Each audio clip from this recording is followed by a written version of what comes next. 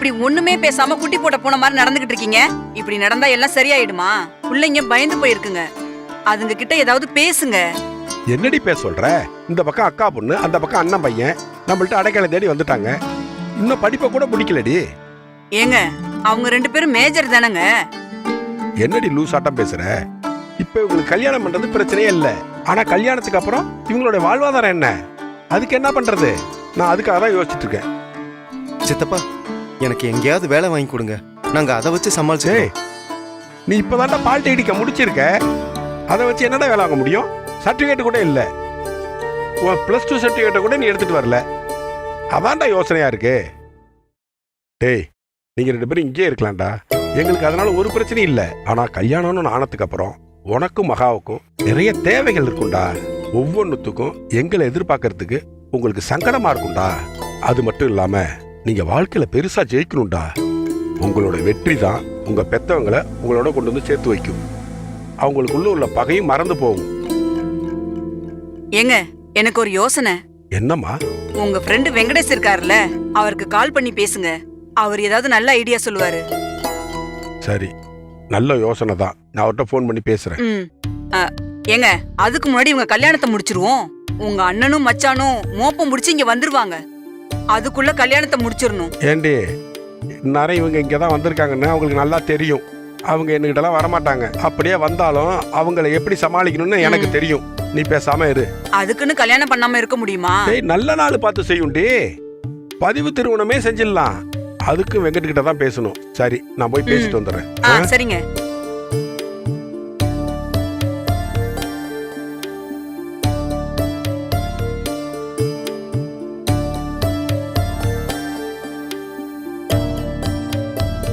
காயத்ரி, அவரு 11 மணிக்கு நம்ம வீட்டுக்கு வரேன்னு சரிங்க. சொல்லிருக்காரு. டேய் குமார், நீ இந்த ரூம்ல குளிச்சிட்டு ரெடி ஆயிட்டு.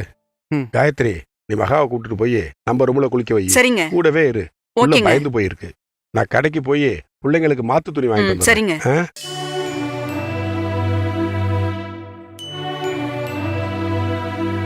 போமா. வாமா.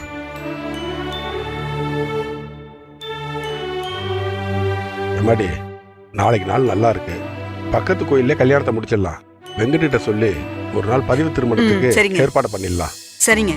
இங்க பாருங்கப்பா, உங்க அப்பா அம்மாவை நினைச்சு நீங்க பயப்பட வேண்டாம். அவங்க 2 பேரையும் நான் பாத்துக்கிறேன். புரியுதா?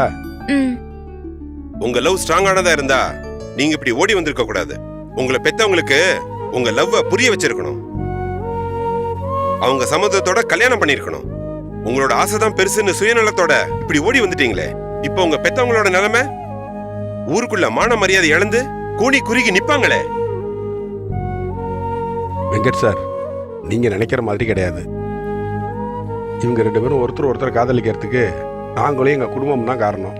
இவளுக்கு இவன் தான், இவனுக்கு இவதான்னு சின்ன வயசுலயே பேசி மனசுல ஆசை வளர்த்துட்டோம். அதுல என்ன சார் பிரச்சனை? அப்புறம் எதுக்கு வீட்டை விட்டு ஓடி வரணும்? பெரியவங்களுக்குள்ள ஏற்பட்ட சண்டை தான் இவங்களை பிரிக்கிற அளவுக்கு கொண்டு வந்துருச்சு. இவங்களும் பயந்து போய் என் வீட்டுக்கு வந்துட்டாங்க. அப்படி என்ன சார் பிரச்சனை? அட, அதை ஏன் கேக்குறீங்க? எங்க அக்கா வீட்டுக்காரு தீவிரமான அதிமுக காரர். எப்போதும் கட்சி பணிகள்ல தான் இருப்பாரு. எங்க வார்டுல அவர் தான் நிப்பாரு, அவர் தான் ஜெயிப்பாரு. எங்க மச்சானுக்கு முன்னாடி அவங்க அப்பா தான் நிப்பாரு, அவரும் அதிமுக காரர் தான். எங்க வார்டுல இதுவரைக்கும் திமுக ஜெயிச்சதே கிடையாது. இந்த தேர்தல்ல அதை உடைக்கிறதுக்காக திமுக காரவங்க எங்க அண்ணனை மூலச்செலவை செஞ்சு திமுக சார்பாக போட்டியிட வச்சு எங்க குடும்பத்தையே உடைச்சிட்டாங்க. எங்க அண்ணன் செஞ்சது மிகப்பெரிய அயோக்கியத்தனம். என்ன பண்ண முடியும் சொல்லுங்க சார்? என்ன சார் சொல்றீங்க? உங்க வீடும் உங்க அக்கா வீடும் ஒரே வார்டுல இருக்கா? ஒரே வார்டு கூட இல்ல சார், ஒரே தெரு, எதிர்த்த வீடு. எங்க வார்டுல சுமார் 800 வாக்கு இருக்கு சார்.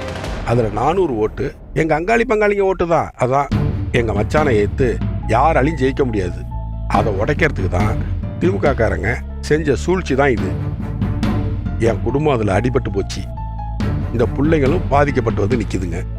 அது மட்டும் நடக்கலன்னா இந்த பிள்ளைங்க ஓடி வந்திருக்காரு சார். இவங்களுக்கு அடுத்த வாரம் வேற ஆட்களோட கல்யாணத்துக்கு முடிவு பண்ணிட்டாங்க. எங்க அண்ணனும் மச்சானும் சேர்ந்து போட்டி போட்டுக்கிட்டு இந்த பொண்ணுக்கு வேற ஒரு பையனையும் அந்த பையனுக்கு வேற ஒரு பொண்ணையும் பார்த்து நிச்சயமே பண்ணிட்டாங்க. அதனால இந்த பிள்ளைங்க 2ம் என்கிட்ட ஓடி வந்துடுச்சுங்க. நானும் எவ்வளவோ பேசி பார்த்துட்டேன் சார், ஆனா ஒன்றும் ஆகல. இதுல பெரிய தப்பு செஞ்சது எங்க அண்ணன் தான்.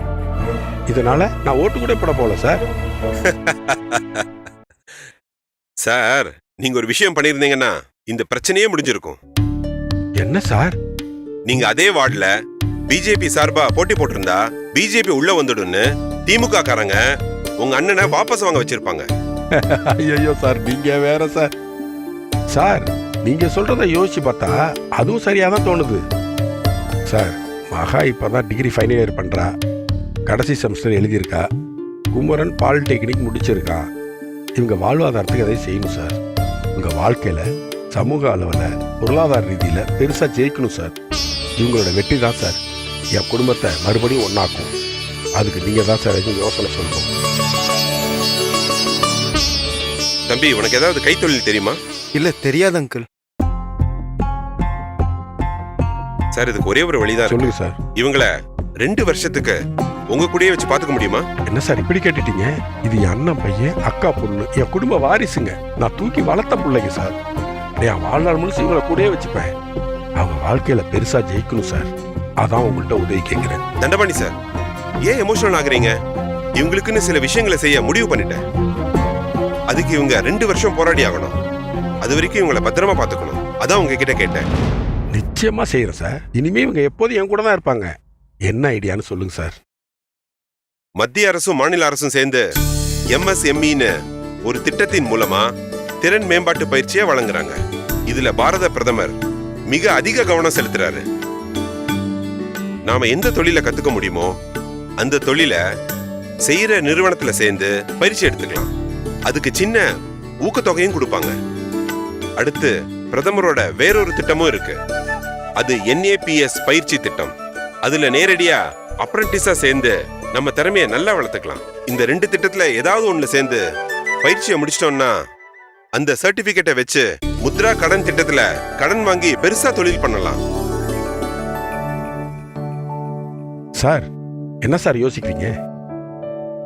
இது 2 நல்ல யோசனை தான். ஆனா இதை விட வேற ஒரு சிறப்பான திட்டமும் இருக்கு. அதுல மிகப்பெரிய வளர்ச்சியும் இருக்கு. ஆனா அதுக்கு கடுமையா உழைக்கணும். வெற்றி பெறத்துக்கு கொஞ்சம் சிரமப்பட வேண்டியிருக்கும். பரவாயில்ல அங்கிள், நாங்க எவ்வளவு வேணாலும் உழைக்கிறதுக்கும் சிரமப்படுறதுக்கும் தயாரா இருக்கோம். நாங்க வாழ்க்கையில ஜெயிக்கணும், சாதிக்கணும். நாங்க எதையும் தாங்கிக்கவும் தயாரா இருக்கோம். மாமா சொன்னது மாதிரி நாங்க வாழ்க்கையில ஜெயிச்சாதான் எங்க குடும்பம் ஒண்ணு சேரும். சூப்பர்மா, உன்னோட இந்த மன உறுதி உங்களை நிச்சயமா ஜெயிக்க வைக்கும். அண்ணே, அது என்னன்னு இன்னும் கொஞ்சம் விளக்கமா சொல்லுங்கண்ணே. அதுக்கு பேரு சூரிய மித்ரா மேம்பாட்டு திட்டம், சிம்பிளா SSDP. இத 2015ல பாரத பிரதமர் அறிவிச்சாரு. அந்த பயிற்சியில சூரிய ஒளி மின் தகடு தயாரிக்கிறது, அதுக்கு பேட்டரி தயாரிக்கிறது, பழுது நீக்கிறது, பராமரிக்கிறதுன்னு இது போன்ற எல்லா விஷயத்துக்கும் முறையான பயிற்சி கொடுக்கறாங்க. இந்த திட்டத்தின் நோக்கமே 20 லட்சம் இளைஞர்களுக்கு பயிற்சி கொடுத்து புதிய வேலை வாய்ப்புகளை உருவாக்குறது தான். பயிற்சி காலம் வெறும் 100 நாட்கள் தாமா. கல்வி தகுதி ஏதோ ஒரு டிப்ளமோ இல்ல ITI முடிச்சிருந்தா போதுமா. கட்டணம் எதுவும் கிடையாது. பயிற்சி, தங்குற இடம், உணவு, சீருடை எல்லாமே இலவசமா. நாடு முழுக்க சுமார் 228 பயிற்சி மையங்கள் இருக்கு. தமிழ்நாட்டுல மட்டும் 26 பயிற்சி மையங்கள் இருக்கு. சென்னையில எங்கெங்க பயிற்சி மையங்கள் இருக்கு, எப்ப அடுத்த கோர்ஸ் துவங்குவாங்கன்னு www.suryamitra.nisc.res.in தகவல் கிடைக்கும். அது உங்க வீட்டுக்கு அருகாமையில இருக்கிற சென்டர்லயே சேர்த்து விட்டுறலாமா. அதெல்லாம் நான் பாத்துக்கிறேம்மா. அந்த சான்றிதழை வச்சுக்கிட்டு முத்ரா கடன் திட்டத்துல கடனை வாங்கி நல்ல ஒரு தொழிலை தொடங்கலாம். சார், நல்ல யோசனை தான். ஆனா அதை எப்படி மார்க்கெட்டிங் பண்றது? அது ரொம்ப சிரமமாச்சே. சார், அத பத்தி நீங்க ஒண்ணும் கவலைப்பட வேண்டாம். அதுக்கும் பிரதமர் மோடி ஐயா ஒரு திட்டத்தை அறிவிச்சிருக்காரு. சூரிய சக்தி மேற்கூரை மானிய திட்டம்.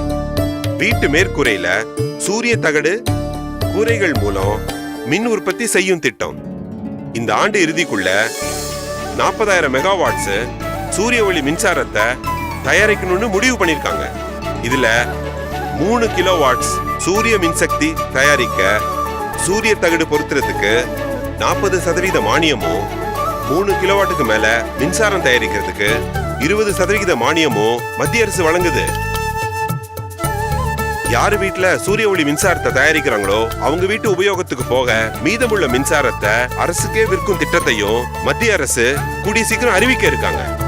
இதுக்காக மத்திய அரசு 11,814 கோடி ரூபாயை ஒதுக்கி இருக்காங்க.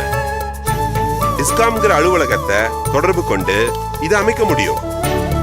நாம ஃபேக்டரி துவங்கி உற்பத்தி செஞ்சு நாமளே நேரடியா மக்களை அணுகி இந்த திட்டத்தை பத்தி எடுத்து சொல்லி சூரிய மின்சக்தி கூரையை அமைக்கிறதுக்காக மார்க்கெட்டிங் செஞ்சு விருப்பம் உள்ளவங்களுக்கு அமைச்சு தந்துடலாம்.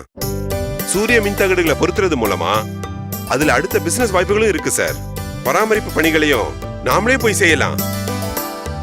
அங்கிள், ஒரு தொழிலையும் கத்து கொடுத்து அத மார்க்கெட்டிங் செய்யறதுக்கும் ஒரு திட்டத்தையும் உருவாக்கி கொடுத்து நம்ம மோடி ஐயா சிறப்பா செயல்படுத்திட்டு வராரு. 365 நாளும் 24 மணி நேரமும் மக்களை பத்தியும் தேசத்தை பத்தியும் சிந்திக்கிற ஒருத்தரால தான் இப்படிப்பட்ட திட்டங்களை கொண்டு வந்து அதுக்கு தேவையான நிதியையும் ஒதுக்கி செயல்படுத்த முடியும்.